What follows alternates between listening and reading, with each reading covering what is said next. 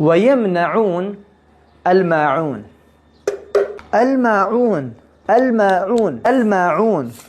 السلام عليكم، من محمد أحمد كلاري خزمەتکارێکی بچووکی یام دینم.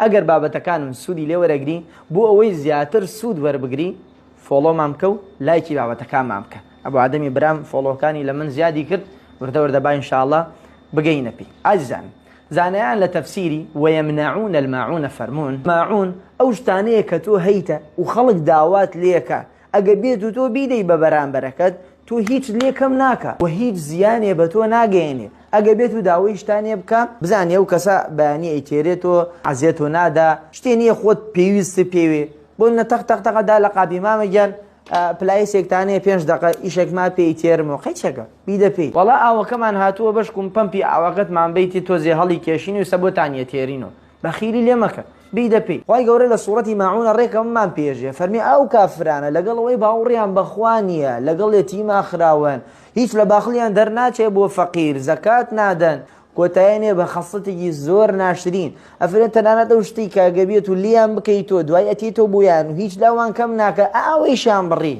فەم سیفاتە با لە تۆی مسلمانە نەبێ.